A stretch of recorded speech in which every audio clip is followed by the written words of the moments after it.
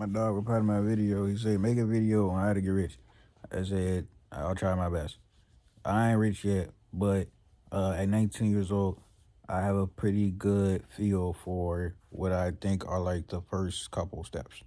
The biggest one I would say is find something that you like to do and that you're probably a little bit good at already, just naturally, right? The reason why this is so important is because to get to any point, like in any career path, to the point where it could make you rich, you're going to have to put in a certain amount of work. But if you really, really like doing something, it's not going to feel like work until you get into a specific point of mastering that craft to where it's no longer really related to anything that you were initially interested in. So basically, the more you like something, the longer you'll be able to do it without ever feeling like you're putting in effort. To the point where when you have to start actually putting in effort, you'll be making a lot of money already. So that's the first step, right? For example, if you're into making music, right? If you know that you could probably make 100,000 songs, 100,000 songs, 20,000 beats, learn every part of how a song is made, and it never really bother you, then making music might be for you. If on top of that, you have no issue with performing in front of people, making music is more than likely for you. If on top of that, you really are into other parts of like being an artist, which include like persona and personality, making music is probably for you because you'll never feel like you're working and you'll be willing to do a whole lot more than what others who aren't really as willing to do will end up doing, which will naturally put you above most people, which puts you in a position to succeed more than others who aren't willing to do all the things that you're willing to do. So that's number one, right? Everybody thinks that there's like other routes to just spawn in money. Technically, there are, but the best way to go about it is to actually put yourself into something that you're genuinely interested in and genuinely are okay with doing for an extended period of time. You know, the second thing is understanding, where your talents are. When you get into something, like once again, let's take music for example. You already have a heavy interest in music and are already great at learning about music, improving at music, et cetera, et cetera. Start thinking about where you excel at in music. There's artists who excel in lyrics. There's artists who excel in melodies, and there's artists who excel in producing. You know, find out where you excel at. Do not get in the habit of trying to replicate what's already successful because more than likely you don't have the skill set to properly replicate that to even come halfway close to the level of success that the you know general thing is. Like if you start making music and try to be like Drake, you more than likely won't ever come close to Drake. But if you start making music, find out what you're good at and people like and get really good at that, you might actually get up there. You know what I'm saying? So that's the second step after you find out what it is you're okay with doing for pretty much forever, comfortably. Find out what part of that you specialize in. That's what's going to separate you by going deeper into your own specialty. You go really, really far into what your innate ability and skill is, and you're going to stand out naturally because it's, unique to you. Like that's what makes you stand out already. That's already something that you have a better sense for than most people. So if you hone in on a skill that you already have an inclination to, you become the probably more than likely the best at it, like ever. People try to be the best ever at things that they don't have no prior inclination to. It's going to be a little bit hard. But become the best ever at something that you already are really good at, it's not going to be that difficult compared to everybody else.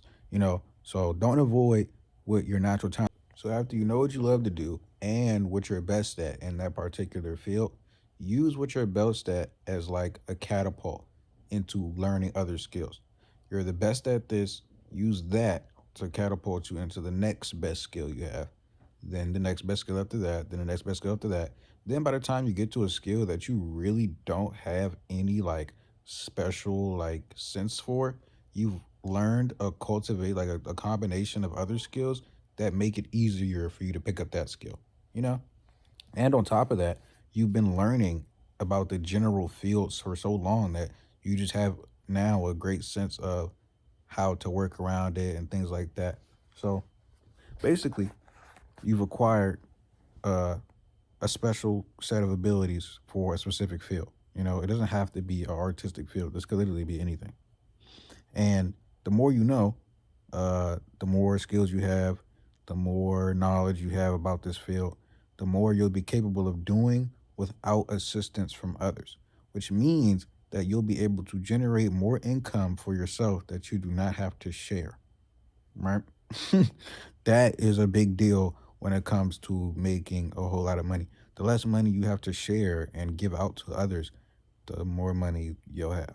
You know, when it gets to that point where you either have to pick up a skill you're not necessarily good at or pay someone else to do it, you have to cut your losses and find out is paying someone else to do it going to be worth, meeting the ends. So that's definitely the first couple steps. The next step is to have some financial discipline. Everybody hates this one, but this one is important because even if you get like a certain amount of money, you're not rich. If you don't have financial discipline, you're going to lose all the money anyway. It's going to go away. People think that they can make, let's just say like $100,000 and save 50,000 of it, and then make another $100,000, save another 40,000 of it, etc. It doesn't work like that. I mean, you can do that, but you'll never be rich, and also you'll be bored as hell with a bunch of money, and you'll have to pay taxes on it. So, what financial discipline means is do not start making money and increase your expenses to equivalent of the money you're making. Start making more money and keep your expenses the same. Then find out how to make more money with even less expenses. That's the way you want to make money. And with anything, no matter how advanced your income is, like that will increase it by simply decreasing your expenses. You know, decreasing your expenses means you have more money for investments, which means you can start more money. Having more money for investment means that you can grow more money and you'll make more money while spending less money, which means you'll have more money, and having more money means you can make more investments to make you even more money. So, yeah, keep your expenses low. Do not start making money and growing habits that require more money to be spent, because all that's going to do is delay your future investments, which means you're going to make money less quick. So, uh, make more money, but like low key be broke as long as you can in terms of lifestyle, you know? Because once you start making those habits that require more money to be spent, they're hard to stop doing, because that's what you're used to. It feels like your life status has decreased when it really hasn't. You're just making smarter decisions. Right. So those are the first like three steps.